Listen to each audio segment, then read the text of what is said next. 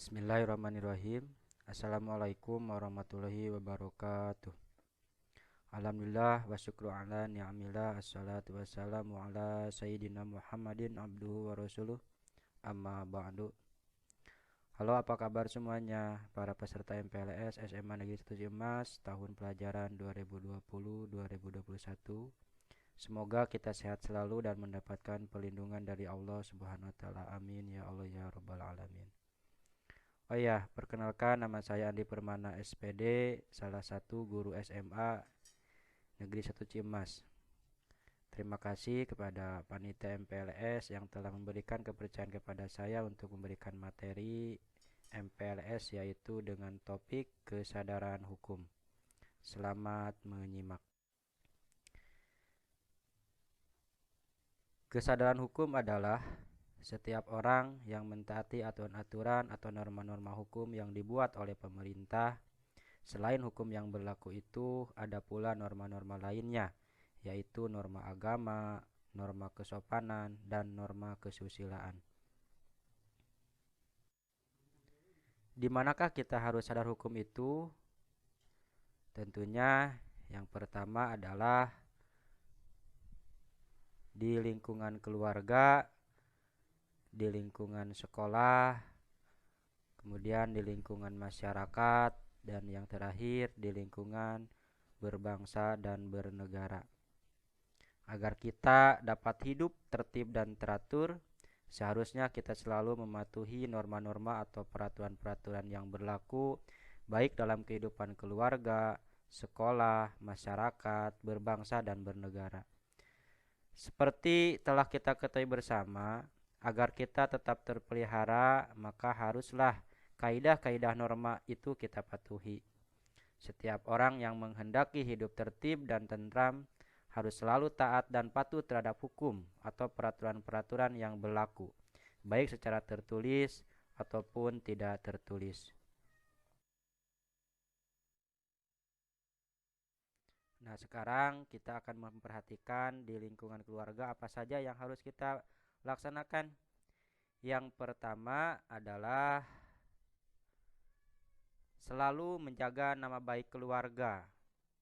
Kita adalah cerminan dari keluarga, maka kita harus senantiasa menjunjung tinggi kehormatan keluarga. Tentunya kita hadir karena keluarga kita ada. Yang kedua adalah mentaati aturan keluarga yang berlaku. Setiap keluarga selalu ada aturan yang biasanya tidak tertulis. Misalnya, jangan main terlalu malam ataupun keluyuran. Dan yang pasti harus melaksanakan kewajiban sholat 5 waktu dan selalu belajar dengan giat. Yang ketiga, menggunakan fasilitas keluarga secara baik.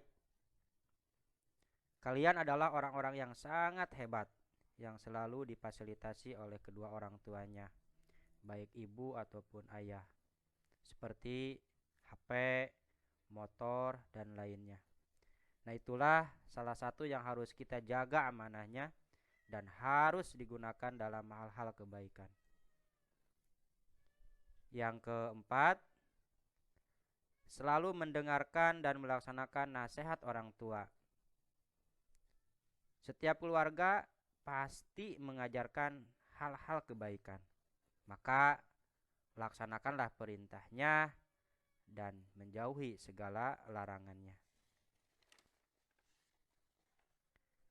Yang terakhir, menghormati semua anggota keluarga. Di dalam keluarga tentunya bukan kita saja.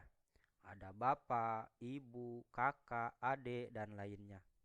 Hormatilah mereka semua, apalagi kedua orang tua kita, karena ridho Allah ada pada mereka. Kalau kalian ingin memberikan, kalau kalian ingin diberkahkan ilmu dan harta, maka hormatilah mereka semua. Bagian yang kedua adalah di lingkungan sekolah. Nah, teman-teman semuanya, kalian sekarang akan menjadi bagian dari keluarga kami. keluarga SMA Negeri Suci Mas, mari kita sama-sama jaga nama baik sekolah kita. Oke, apa saja sih yang harus kita perhatikan dan dilaksanakan berkaitan dengan kesadaran hukum atau tata tertib di sekolah? Secara umum diantaranya adalah yang pertama, selalu mentaati peraturan yang berlaku di sekolah. Nah, di sini teman-teman akan beradaptasi dengan beberapa aturan yang kita buat bersama dengan para orang tua kalian semua. Secara detail nanti ada beberapa bobot poin pelanggaran. Biasanya nanti apabila ada pelanggaran yang dikenakan poin sesuai dengan jenis pelanggarannya. Biasanya dimulai dari 5 sampai dengan yang terbesar mencapai 200 poin. Apabila kita telah mencapai ataupun melebihi batasannya akan diproses. Dimulai oleh wali kelas, guru BP, kesiswaan, sampai tembus ke kepala sekolah, dan akhirnya nanti dikembalikan ke orang tua ataupun dikeluarkan. Kemudian yang kedua, ikut upacara bendera dengan tertib. Di setiap sekolah pastinya setiap Senin atau hari-hari tertentu selalu dilaksanakan upacara bendera. Nah, di sini pun sama. Di kita biasanya dilaksanakan upacara 2 kali dalam sebulan. Minggu berikutnya selalu diadakan penanaman akhlakul karimah yang biasanya mengundang para ahli dari mulai para ustadz ataupun para ahli-ahli lainnya.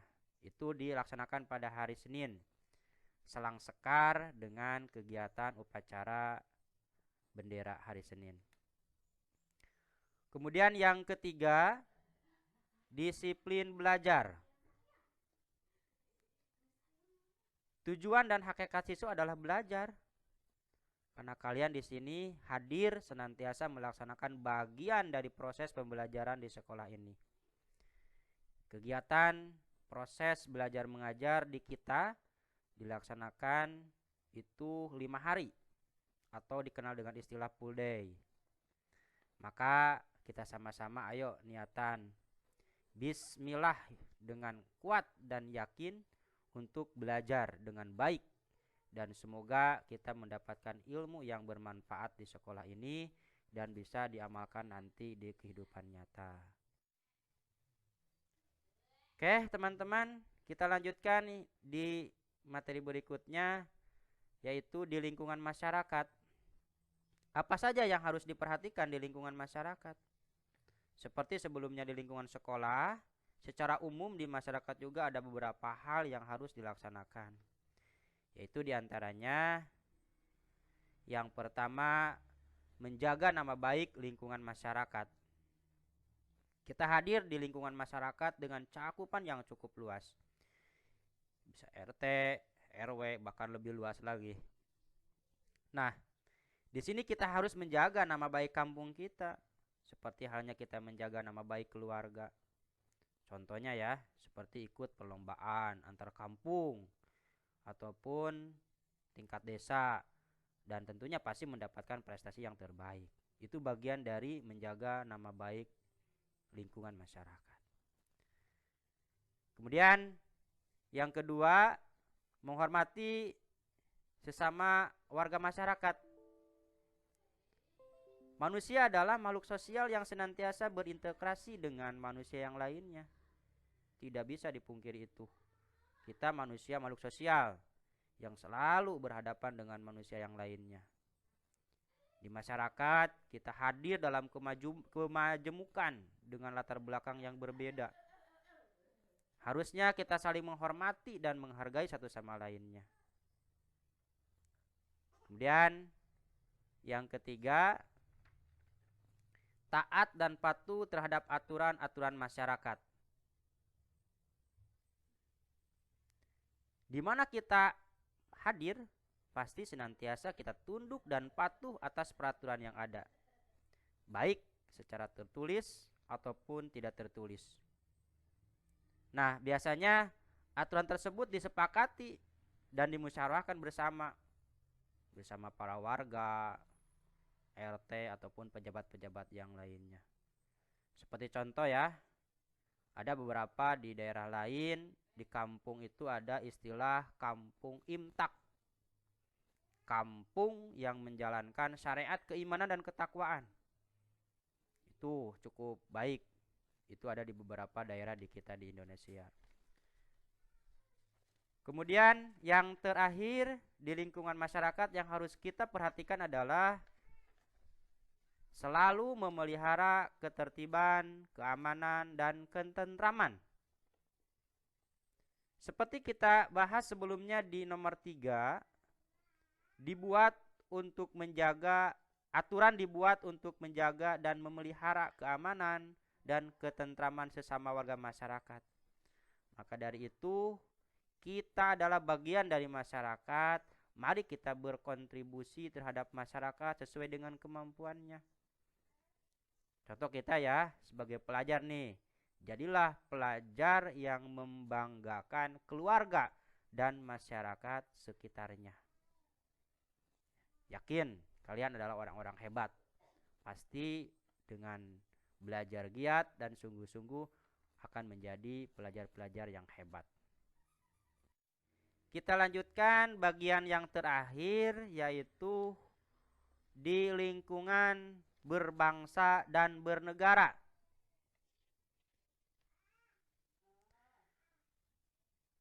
Nah, di sini kita sampai ke bagian yang terakhir. Mari kita pahami apa saja yang harus dilaksanakan dalam kesadaran hukum. Teman-teman, kalau kalian lihat semuanya ini nomor 1, nomor 2, nomor 3 tidak usah kita bahas ya.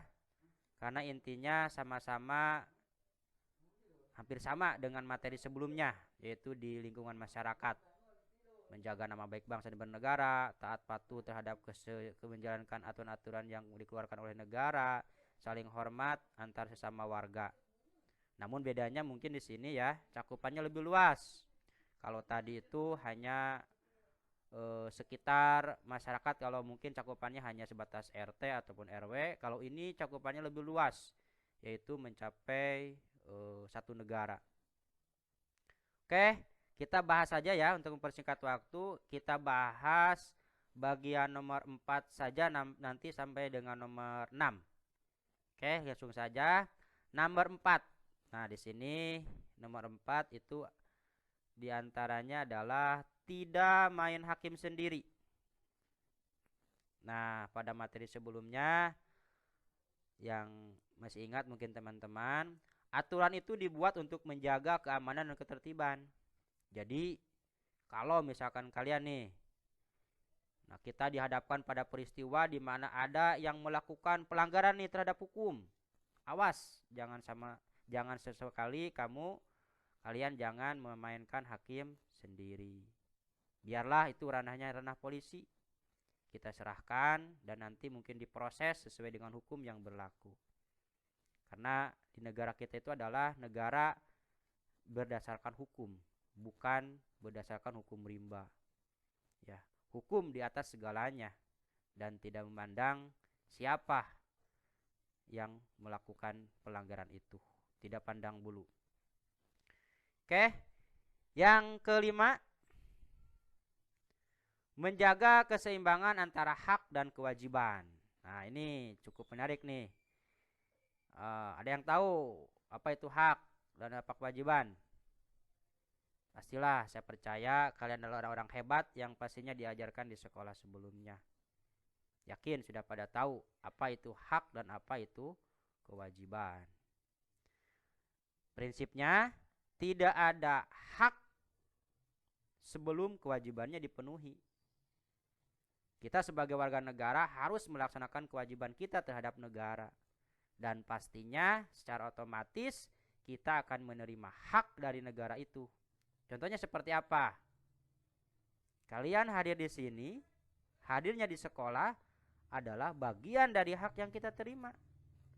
Karena tugas negara adalah mencerdaskan kehidupan bangsa sesuai dengan amanah pembukaan Undang-Undang Dasar tahun 1945. Maka Kalau boleh saya simpulkan sementara nih untuk nomor 5, kita sebagai warga negara harus melaksanakan kewajiban kita terhadap negara sesuai dengan kemampuan dan profesi kita. Contoh ya, kita sebagai pelajar, tadi di awal sudah disebutkan. Sebagai pelajar, belajarlah dengan giat.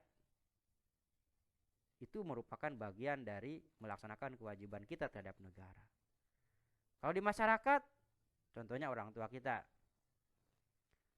Kalau di masyarakat, contohnya misalkan mematuhi segala aturan, misalkan ada ronda malam yang dijadwal sesuai dengan jadwalnya. Nah, silakan laksanakan sesuai dengan aturan, sesuai dengan jadwalnya.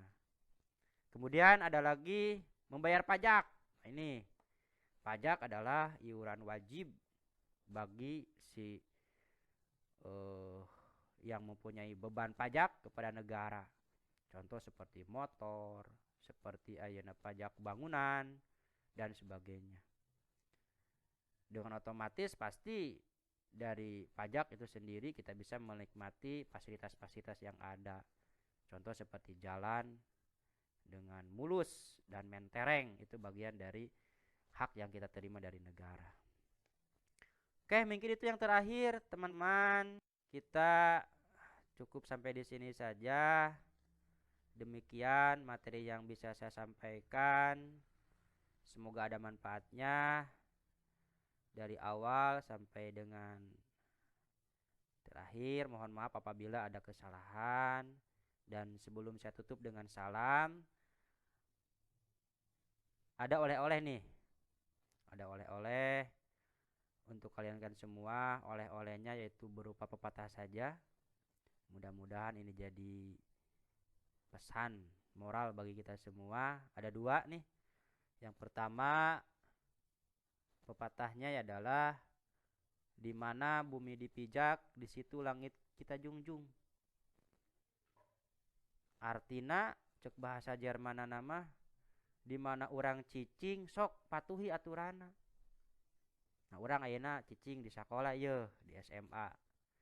Nah, tentunya aturan-aturan yang ada kita harus patuhi. Nah, pesan yang kedua, oleh-oleh yang kedua adalah cek ayeuna bahasa Jerman mah pinah cai, pinah tampian.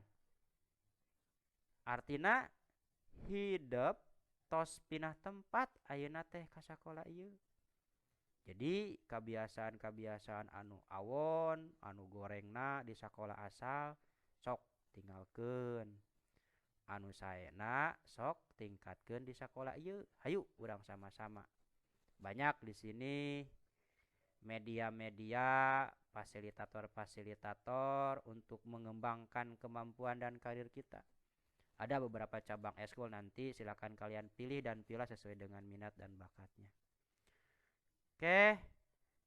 Kemudian sebelum saya tutup dengan salam, kalaupun nanti misalkan teman-teman setelah menonton video ini ingin mengajukan beberapa pertanyaan ataupun pernyataan yang sifatnya membangun, silakan bisa kalian hubungi nomor berikut 0858 7136 2141. Ditunggu ya pesan-pesannya ataupun pertanyaannya. Oke, terima kasih. Mungkin itu saja. Wassalamualaikum warahmatullahi wabarakatuh. Salam hormat dari kami Pramuka Semansak.